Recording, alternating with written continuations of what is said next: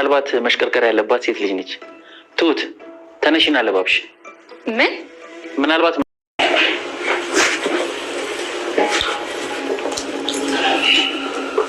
ሲተዘጋጁ ትተኛ ሄድከው? የትም ላትሄድ ነው እንዴ?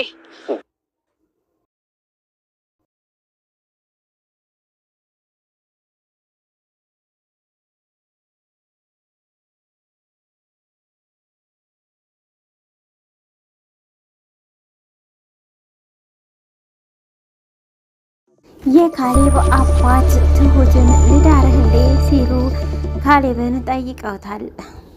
ይህንን የሰማችው ትሁትም እጅግ በጣም በመደንገጥ ወደ ኋላዋ ልትመለስ ችላለች። ካሌብ ያለውን ነገር ማለትም ቲናና ዳንኤል ፍቅረኛሞች እንደሆኑ ወንድምና እህት እንዳልሆኑ ለዳንኤል ፍቅረኛ ነግሯታል። እሷም ማመን እስከ ቅጣት ድረስ ነበረ የደነገጠችው። ይህ ለምን እንዴት ይሆናል? እኔ እኮ ብዙ ጊዜን ሰጥቼዋለሁ፣ ሁሉ ነገሬን ሰጥቼዋለሁ፣ እንዴት እንደዚህ ያደርገኛል? በማለት እንግዲህ እጅግ በጣም ልቧ ተሰብሯል። ወደ ካሌብ አባት ጋር በመሄድ ይህ ነገር እውነት ነው ወይ በማለት አጣርታ ነበረ። የካሌብ አባት ግን የመለሱላት መልስ እጅግ ከባድ ነበረ። ሰላም ጤና ይስጥልኝ ውድና የተከበራችሁ ተመልካቾቼ እንዴት አላችሁ? እግዚአብሔር ይመስገን እኔ በጣም ደህና ነኝ። በያላችሁበት ሰላማችሁ ይብዛልኝ። ለዚህ ቻናል አዲስ ከሆናችሁ ሰብስክራይብ፣ ላይክ፣ ሼር እያደረጋችሁ ቤተሰብ ሁኑ። እንዲሁም ሀሳብ አስተያየታችሁን በኮሜንት እየሰጣችሁ አበረታቱኝ። ዛሬ ደግሞ ትሁት ድራማ ክፍል 35ን ይዤላችሁ መጥቻለሁ። እስከ ቪዲዮ ፍጻሜ ድረስ አብራችሁ ይቆዩ። ካሌብ ኤዱን በመቅጠር ያለውን ነገር እውነታውን ነግሯታል። ምክንያቱም ቲናና ዳንኤል እህትማ ወንድም እንዳልሆኑ ነበረ የነገራት። ይህንን ሲነግራት ማመን ነበረ ያቃታት። እንዴት እንደዚህ ይሆናል በማለት እንግዲህ በጣም ደንግጣ ነበረ። አንቺ በፈለግሽው መንገድ ማጣራት ትችያለሽ፣ እኔም ከብዙ ጊዜ በኋላ አጣርቼ ነው የደረስኩበት በማለት እንግዲህ ለኤዱ ነግሯታል። ኤዱም በቃ ከዚህ በላይ መቆየት አልችልም በማለት ነው ካጠገቡ ተነስታ የሄደችው።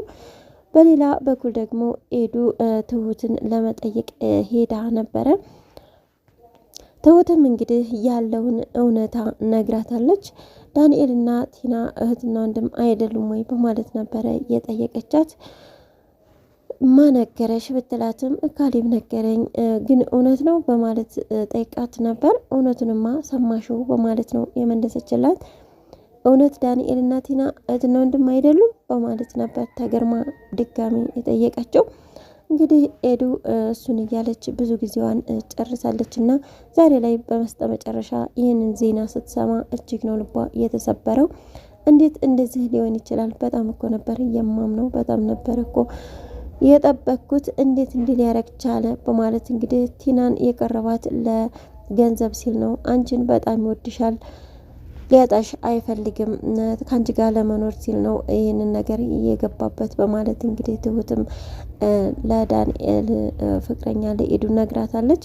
ኤዱም ታይ እንደዚህ እያልሽ ልታባብኝ አትሞክሪ በማለት ነው የመለሰችላት። በሌላ በኩል ደግሞ ካሌብ ለአባቱ ለትሁት እንደነገራት ነግሮት ነበረ። ግን ለምን ቸኮልክ? ለምን እንደዚህ አደረክ? በማለት የካሌብ አባትም ተቆጥቶት ነበረ። አልቻልኩም በማለት ነው እንግዲህ የመለሰው። አልቻልኩም፣ ትዳሬን ተበትኗል፣ የማን ተበትኖ የማን ይቀራል? እንደገና ደግሞ ከመበተኑም የተነሳ እዚሁ ነው እኔ ቤት የሚኖሩት እና እንዴት ነው አንተ ልጅና እነሱን እኩል እያየህ ነው በማለት ነበር እየተናገረው አባቱን። እኔ መቼ እኩል አየውኝ? ግን ጊዜ መስጠት አለብን፣ ቀስ ብለው እንዲወጡ ማድረግ አለብን በማለት እንግዲህ የካሌብ አባትም ተናግሯል። እንግዲህ ልብሷን ለባብሳ ሳሎን ላይ ቁጭ ባለችበት ሰዓት ካሌብ እንዴት ዋልሽ ብሏት ይገባል። እንዴት ዋልክ ባለቤቴ በማለት ነበረ እየተናገረችው። እሱ ግን ፈገግ በማለት ስንት ብር ነው የምትፈልጊው በማለት ነበር እየጠየቃት። የምን ብር ነው? እኔ እኮ ብር አልፈልግም፣ ደግሞ እኮ አካውንት ላይ ያለው ከ10 ሺህ አይበልጥም በማለት ነበረ እየተናገረችው። እሱን አውቃለሁ፣ ነገር ግን በቃ ከኔ ራቂ፣ አንዋደድም፣ ስለዚህ መለያየት አለብን፣ ፍች እፈልጋለሁ በማለት ካሌብ በድጋሚ ለቲና ነግሯታል። እሷ ደግሞ አልፈልግም ብላለች። ቤቱ ካርታው በሷ ስለመሰላት ባለፈው እንግዲህ ውጡልኝ ከቤቴ እስከ ማለት ደርሳ ነበረ። እንኳን የፍቺ ወረቀት እንደዚህ ልታራዝም፣ ዛሬ ላይ ግን እጇ ባዶ ስለሆነ ፊርማ አልቀድም እያለች ትገኛለች። ካሌብም እንግዲህ ከአንዱ ክላስ ወደ አንዱ ክላስ ሲገባ ዳንኤልን ነበረ ያገኘው። ዳንኤልም እንግዲህ እግሩን ጠረጴዛ ላይ አውጥቶ ዘና ብሎ ተቀምጦ ነበረ ያገኘው። እኔ እንኳ እንዳንተ ተቀምጬ አላቅም ሲለው እግሩን ላወርድልህ እንዴ በማለት ነበር እግሩን ያወረደለት። ከዛም ቆይ አንተ አይደብርህም እንዴ አሁን ከቅርብ ጊዜ ወደዚህ በጣም እየተናናቅን አልመሰለህም?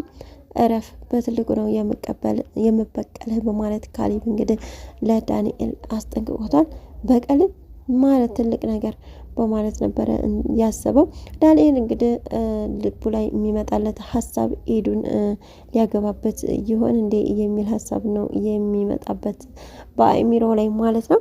ቆይ እስከ መቼ ነው እንደዚህ የምትኖረው? ለምን ስራ አሰራም? ቢያንስ እኔ ስራ ሰራለሁ በማለት ነበር የተናገረው። የቤቱ ባለቤት እንኳ ቢናገረኝ ያወርዳለሁ፣ አንተ ግን ምንም አይደለህም በማለት ነበር የተናገረው። እንግዲህ እኔ ባልሰራ እንኳ አባቴ የሰራው ብር አለ፣ ነገር ግን አንተ እንዲሁ ዘርግተህ ነው የምትለው በማለት ነበር የተናገረው።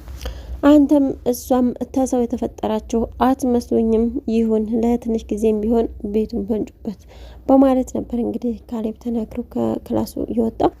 የካሌብም አባት እንግዲህ ካሌብን ትሁትን ይዞ እራት ሊጋብዛችሁ እያለ ይገኛል። በቲናና ዳንኤል ሳሎን ላይ ቁጭ ባሉበት ሁሉም በተሰበሰቡበት ሰዓት በቃ ዛሬ እራት ሊጋብዛችሁ፣ ትሁት ሂጂ ልብስን ቀይሪና ነይ በማለት ነበረ የነገሯት። ምን በማለት ቲና ስትናገር አይ ምንም በማለት ደግማ መልሰዋለች የጠየቀችውን ጥያቄ። ከዛም ትሁት እጅግ አምራና ተውባ ዝንጥ ብላ ነበረ የመጣችው። ዋው እንዴት ነው የምታምሩት! ነይ እስኪ ፎቶ ላንሳሽ፣ ካሌብ ጎን ተቀመጪ በማለት የካሌብም አባት እንግዲህ እያሽቃበጡ እነሱን እያስቀኑ ነበረ። በመጨረሻም እንግዲህ እኛ እንጋበዝም ወይ በማለትም ቲና ተናግራ ነበረ። እናንተ ደግሞ በፕሮግራም ይሆናል ሌላ ጊዜ በማለት ነው እየመለሰላት። እንግዲህ እነሱ ቤት ቁጭ እንዳሉ እነ ካሌብ ተያይዘው ወጥተዋል። ልክ እንደወጡም ዳንኤልም ቲናን ትቷት ወደ ውጭ ነበረ እየወጣው። በሌላ በኩል ደግሞ ያለውን ነገር ለማጣራት ስትል ኤዱ ወደነ ካሌብ ቤተሰቦች ቤት ልትመጣ ነበረ እና በምትመጣበትም ሰዓት እንግዲህ መንገድ ላይ አግኝተው ነበረ ዳንኤልን ማለት ነው። እንዴት ነህ ደህና ነህ ሆይ በማለት በማስመሰል ማለትም እንደቷንና ቁጣዋን በመደበቅ እና ወደ ቤት እንሄድ በማለት ነበረ የጠየቀችው። ለምንድን ነው የምንሄደው? የት ነው የምንሄደው? በማለት ቢጠይቃትም ከአንተ ያተረፍኩት ነገር ቢኖር ቤተሰብ ነው፣ ስለዚህ ና ወደ ቤተሰብ እንሄድ በማለት ነበረ እሷ እቤት ደርሳ እየተመለሰችው። እነ ካሌብም እንግዲህ እራት ግብዣው እንደሄዱ ዳንኤል አግኝቷት ነበረ ኤዱም እንግዲህ ምን ልታዘዝ በማለት ነበረ እየጠየቀችው። እንዴ ምን ሆነሻል ኤዱ? እኔ እኮ አንቺን ፈልጌ ነው የመጣሁት ቢላትም በባዶ ኪስ መዝናናት የለም በማለት ደግማ ትነግረዋለች። እንዴ ምን ሆነሽ ነው ቋይ ቢላትም ምን ልታዘዝ ፈልገ ነው የመጣው ብትለው እንዲ ካፌ እኮ አይደለም የገባሁት ፍቅረኛ ጋር የመጣሁት በማለት ጠይቋት ነበረ።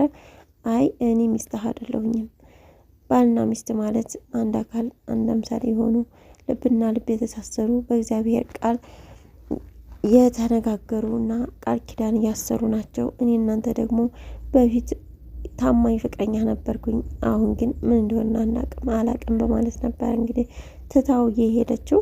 የካሌብም አባት እንግዲህ ውይ በጣም ተጎታለች ሲሉ ነበረ ኤዱን ያስተዛዘናት። ነገር ግን ካሌብ ከኔ አይበልጥም በማለት ነበረ እየመለሰው።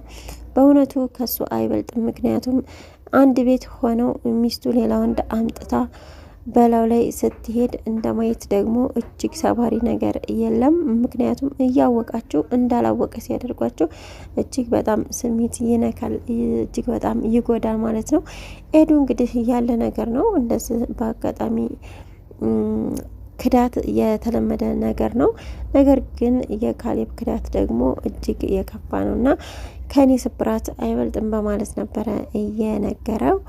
ስለ እራት ግብዣውም እንግዲህ ካሌብ ወደ ትሁት በመሄድ ስለነበረን ግብዣ እጅግ በጣም አመሰግናለሁ አብረሽን ስለሄድሽና ምሽታችንን ስላደመቅሽልን በማለት ምስጋና አቅርቦላታል። ካሌብም ከአባቱ ጋር የራት ግብዣው በጣም ደስ ሲል ነበረ። ትሁት ራሱ ደስ ብሏታል ቢለውም ልዳርልህ እንዴ ሲለው እንግዲህ ትሁት በር ላይ ሆና እያደመጠች ነበረ።